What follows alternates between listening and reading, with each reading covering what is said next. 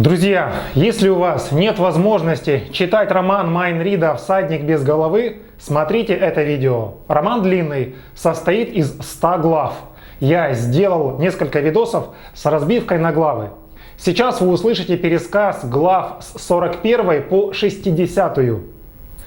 В то утро из форта Инш еще до поискового отряда майора выехали 4 всадника, мексиканцы, во главе с Эль Койотом. Как же он сумел так быстро отрезветь, собрать отряд и куда-то выехать? Сейчас расскажу.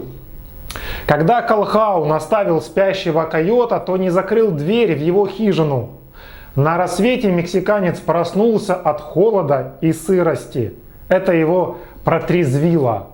Койот очень хотел опохмелиться, но алкоголя нигде не было. Чертыхаясь, он поехал в бар Дофера. Немец сразу налил ему водки. Вы так рано собрались на охоту, а Морис выехал раньше вас. Он полностью со мной расплатился и поскакал туда-то.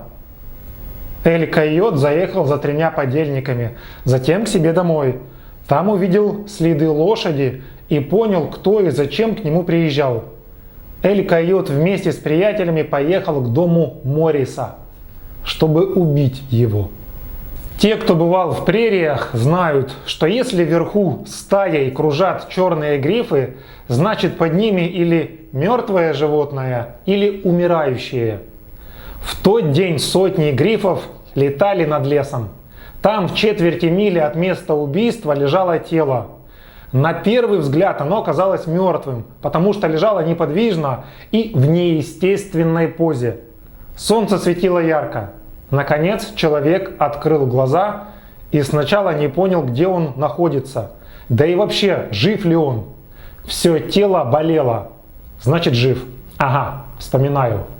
Я ударился головой о дерево и выпал из седла. Нога была сильно ушиблена. Парень не мог даже встать. Здесь же люди не бывают. Я так и умру здесь. Парень пролежал еще 2 часа. Временами он звал на помощь, но его никто не мог услышать. Ужасно хотелось пить. Парень пополз к ближайшему ручью. Было больно. Затем он с помощью ножа сделал из дерева костыль.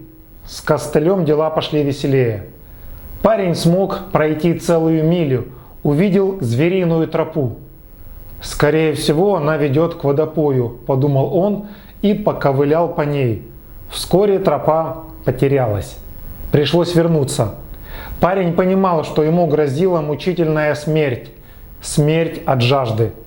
Когда отчаяние уже почти овладело им, он услышал журчание воды. Через 10 минут он напился. В хижине Мориса сидел Фелем и ждал хозяина. Деньги, которые вдруг завелись у мустангера, появились после продажи имущества. Вообще в хижине вещей осталось мало, так как Морис с Фелемом готовились к отплытию в Ирландию. Хозяин опаздывал уже на 10 часов, и Фелем волновался. Он вышел на улицу, чтобы посмотреть, может, хозяин уже едет. И да, увидел. Хозяин ехал на своем мустанге. Вот только что-то было не так. У всадника не хватало головы. Фелем от страха наложил кирпичей. С лаем собака Тара побежала к лошади. Тогда она развернулась и ускакала обратно в прерию. Фелем успел заметить, что всадник у седла держал свою голову. Он мигом вернулся в хижину. Фелем боялся даже выглянуть на улицу. Он очень хотел, чтобы это все оказалось сном. Фелем напился, чтобы обо всем забыть, и уснул. Около полуночи к хижине подъехали 4 всадника, на вид как индейцы Команчи, а по факту мексиканцы. Эль Койот обследовал конюшню. Никого. Значит, Мориса нет дома. Парни расстроились. Тогда они решили что-то перекусить в хижине. Дверь была заперта. Выбили ее ногами. В общем, вошли в хижину, а там спит мертвецкий пьяный Фелем. Мексиканцы сразу допили виски, который не допил слуга. «Этого убьем?» – спросили у Эль Койота. «Зачем? Пусть спит. Мне заплатят за убийство его хозяина. Подождем». Эль Койот одного разбойника отправил на обрыв следить за ситуацией, а с двумя сел играть в карты. Прямо в хижине. На Фелима даже внимания не обращали. Наконец он проснулся, начал кричать. Мексиканцы хотели убить его, но тут вбежал четвертый и сказал, что Моррис едет. Все выбежали на улицу. Они дождались всадника и напали. Ну и потом сами можете представить, с каким диким криком они бежали оттуда. Сели на своих лошадей и умчались прочь. В поисковом отряде после встречи с безголовым всадником люди долго не могли прийти в себя. Больше всего колбасило Колхауна. В отряде решили продолжить поиски на рассвете. Однако майору доставили депешу, в которой сообщалось, что там-то появились команчи. Нужно им настучать по голове. Майор со своими драгунами собрались и уехали. На поисках осталось мало людей. Причем все они теперь считали убийцей Морриса.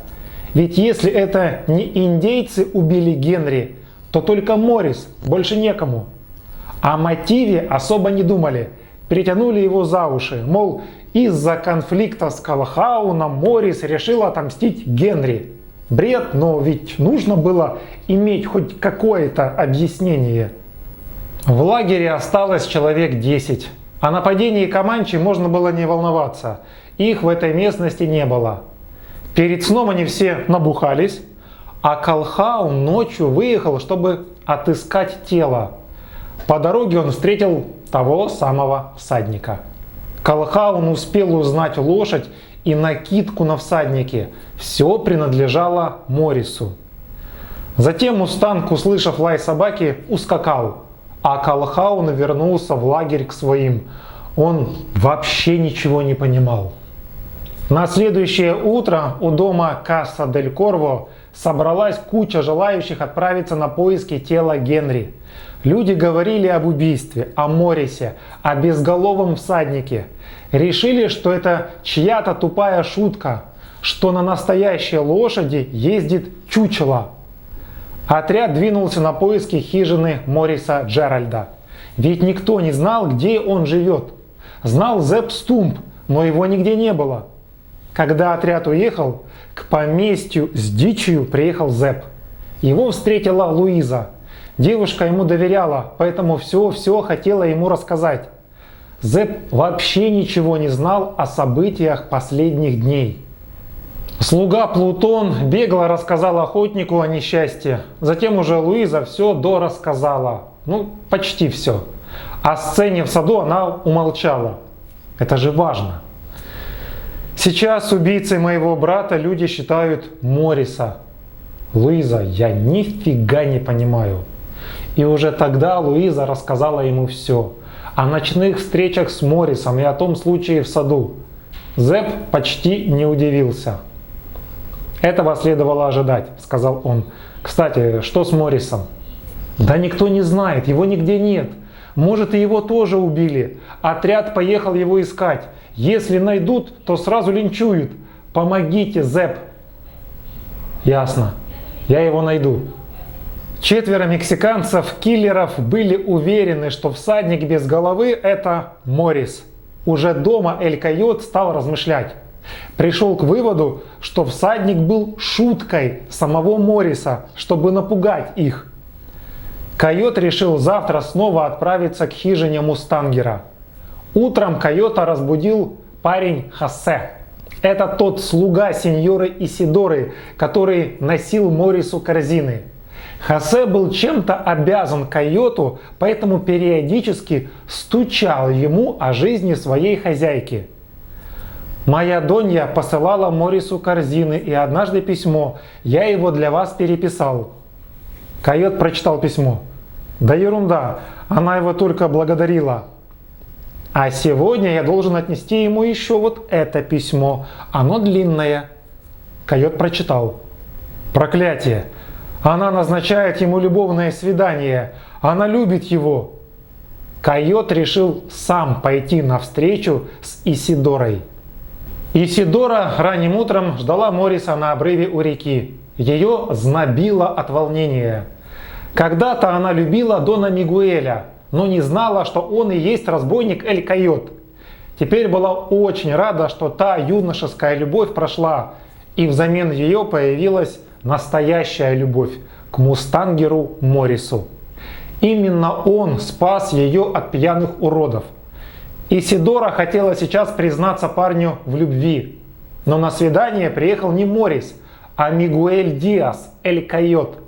Он говорил, что любит Исидору, спрашивал, почему она перестала его любить.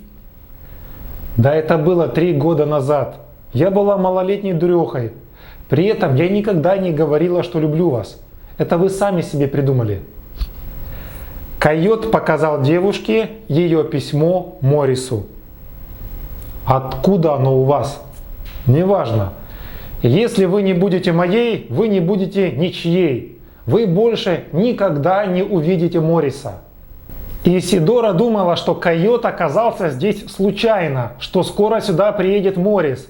Но потом стало ясно, что Моррис ее письмо даже не получил. А значит, рассчитывать придется только на себя. Ускакать не вариант. Койот мог легко выстрелить в спину. Девушка понимала опасность своего положения, но виду не показывала. Она думала, что ей предпринять. Вы думаете, я вас боюсь? Да я на лошади умею скакать лучше многих, не говоря уже о лассо. Смотрите, как я могу. Девушка сняла лассо и закрутила над головой, демонстрируя свое мастерство. Койот был тупым, поэтому ни о чем не догадался. А когда Исидора стянула веревкой его руки, было уже поздно. Она свалила его с лошади. Койот упал без сознания. Девушка оставила его там, а сама уехала. Луиза в одиночестве горевала дома. Вдруг она увидела в прерии всадника в одежде, как у Морриса. Он зачем-то скакал к обрыву. Девушка решила проверить. Она села на лошадь и поскакала следом. Вскоре она услышала голоса мужчины и женщины. Подумала, что это Моррис с Исидорой. Когда женщина ускакала, Луиза выехала на поляну, где валялся разбойник, и помогла ему избавиться от лассо. «Где эта женщина? Где Исидора?» – кричал Койот. «Понятия не имею». Койот поблагодарил Луизу за помощь, сел на лошадь и ускакал. «Если что, обращайтесь ко мне, я вам помогу. Меня зовут Мигуэль Диас». Когда Койот скрылся из виду, Луиза нашла то самое письмо. Возвращаемся к Моррису. Он напился из ручья воды и уже чувствовал себя лучше. Дело было к вечеру, он устал и заснул. Проснулся ночью от боли, нога распухла, заснуть уже не смог. Утро встретило Морриса с грифами над головой и койотами в нескольких метрах. Моррис был голоден. «Чтобы такое захомячить», — подумал он. Увидел орехи, сбил их костылем и перекусил.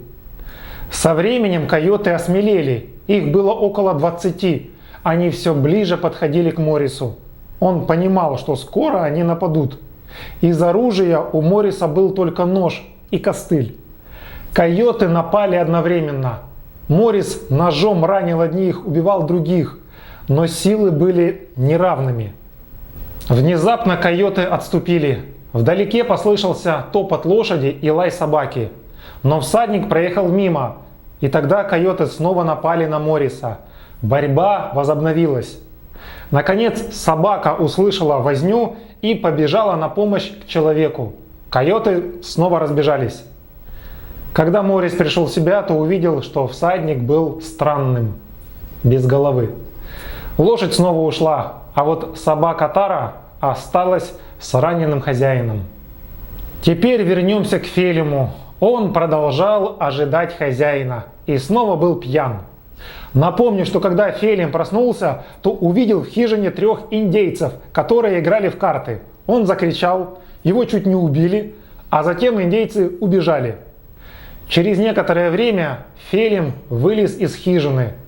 Он увидел 4 привязанных лошадей, а затем услышал дикий вопль индейцев. Они сели на своих лошадей и ускакали. Фелим догадался, кто их мог так напугать. Он вернулся в хижину, снова набухался и лег спать. Проснулся Фелим в полдень от ведра холодной воды, которую на него вылил Зепп Стумп. «Давай рассказывай, что здесь произошло». Фелим был очень рад видеть охотника. Он ему все рассказал. Всадник без головы. Угу. И индейцы, которые играют испанскими картами. «Ты слишком много пьешь, Фелим». Зепп Стумп начал размышлять, сопоставляя все известные ему факты. Думал долго, но все равно что-то не сходилось. Очень было вероятно, что в лесу нужно искать не один труп, а два – Генри и Морриса. Зепп Стумп горько вздохнул. Для него Моррис был как сын. Из раздумий охотника вывел Фелим, который радовался возвращению собаки Тары. «Ой, посмотрите, у нее что-то привязано», – сказал Фелим. Зепп посмотрел. В пакетике была визитка, на которой кровью было что-то написано. «Он жив!» – радостно закричал Зепп. «Нужно торопиться!» Если собака была здесь, значит Морриса никто не охранял. То есть койоты рано или поздно вернутся. Моррис должен был отпустить Тару домой. Это был его шанс на спасение. Шипом растения и кровью койота он написал на визитке, где его искать, закрепил ее на ошейнике собаки и отправил Тару домой. Чтобы спастись от койотов, Моррис смастерил и закрепил на дереве что-то вроде гамака, куда койоты добраться не могли. Сначала койоты пожрали своих же мертвых сородичей, а потом жадно смотрели на подвешенного Морриса. Всем известно, что койоты трусливы. Поодиночке с ними справится даже ребенок. А вот когда они собираются в стаи, приходится тяжело. Кроме того, койоты, наверное, самые хитрые животные в прерии. На этот раз они решили взять жертву измором, поэтому сели ждать. А вот этого Моррис не ожидал. Пить-то хотелось. Прошло часа два. Моррис даже бредил. Вдруг он увидел, что все койоты разбежались. Нужно было, не теряя времени, ползти к воде. Оглядевшись, Моррис увидел ягуара, из-за которого ушли койоты. Мустангер спрыгнул и полез в ручей, где он думал, что его шансы будут выше. Ягуар уже готовился к прыжку, как вдруг его подстрелил Зепп Стумп. Зепп вынес Морриса на берег. У того была горячка, он не понимал, что происходит, даже пытался убить Зеба. Наконец Моррис упал в обморок.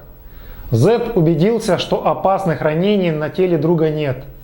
Рядом он нашел панаму и плащ, которые раньше видел на Генри. Очень странно, он ничего не мог понять. Зепп соорудил носилки, и с их помощью Морриса доставили домой. Жар немного спал. Моррис успокоился, но все еще был в бреду. Он говорил много всего, и странного, и страшного. Зепп все время был рядом. Чтобы иметь возможность помогать Моррису, Исидора жила рядом, в поместье своего богатого дяди, Дона Сильвио Мартинеса. Дядя любил ее как дочь. Уже возле дома Исидора попросила управляющего поместьем Бенито съездить на обрыв и освободить человека, который там лежит. «Погоди, Бенито, я поеду с тобой». Исидора вспомнила о письме, которое нужно было забрать. Пока они ехали, девушка поняла, что это ее слуга Хосе передал письмо Эль Койоту. «Вот же крыса», — думала она. Когда Исидора с Бенито поднялась на холм, на поляне никого не было. Письма тоже. Девушка отправила Бенито домой. Вскоре на поляне появился Хосе. «Сколько тебе заплатил Мигуэль Диас?» – спросила его Исидора. «Ничего, он заставил меня угрозами и побоями». «Тогда я тебе заплачу». И девушка хлыстом несколько раз ударила Хосе. «А теперь пошел вон». Когда Исидора вернулась в дом дяди, все вокруг обсуждали убийство индейцами молодого американца. Затем дошли слухи, что индейцев здесь нет, а значит парня мог убить мустангер Моррис. Затем дошли слухи о всаднике без головы. И следующим утром Исидора поехала к хижине Морриса. Всю ночь Зепп провел рядом с Моррисом. Под утро он с ружьем вышел на улицу. Вдалеке услышал стук копыта лошади. Присмотрелся. Так и есть. Всадник без головы. Конечно, Зепп, как и все, испугался. Затем быстро пришел в себя и решил подойти к дьяволу поближе. Когда расстояние позволяло выстрелить, он прицелился, а затем засомневался. А вдруг это будет убийством? «Эй, незнакомец!» – закричал Зепп. «Ты кто такой? Отвечай, иначе я выстрелю!» Ответа не было. Тогда Зепп выстрелил во всадника. Попал, но ничего не произошло. Всадник продолжал сидеть, а лошадь ускакала. Зепп ничего не мог понять, ему было страшно. Он вернулся в хижину, разбудил Фелима, а сам пошел на охоту подстрелить какую-то дичь, потому что в хижине вообще не было никакой еды. «Если кто-то сюда приедет, сразу зови меня», – велел Зепп. Минут через 10 к хижине подъехала Исидора. «Дон Марисио здесь живет?» – спросила она Фелима. «Когда охотится на лошадей, то здесь, а вообще у него большой замок в Ирландии. Мне нужно его видеть». «Боюсь, что сейчас это невозможно. Хозяин очень плох, весь в ранах, бредит. А у вас есть хоть немного виски?» Исидора очень волновалась, пока этот пьяница не пускал ее к Моррису. «Я друг Дона Марисио, я хочу его видеть, и я увижу его. Ты меня не остановишь». Фелим понял, что нужно звать Зеба Стумпа. И пока Зеб шел к хижине, удерживать Исидору помогала собака Тара, которая охраняла своего хозяина. Наконец Зеб вернулся. «Ну и зачем ты меня позвал? Разве ты не видишь, что эта женщина случайно сюда заехала? Она даже по-английски не говорит». «Чутка говорю», — поправила Исидора. «Я приехала увидеть Дона Марисио». «Да не вопрос. Вот только он все равно вас не узнает. Ничего серьезного, но нужно время, чтобы он пришел в себя». «Так я готова помогать, быть сиделкой. Прошу вас».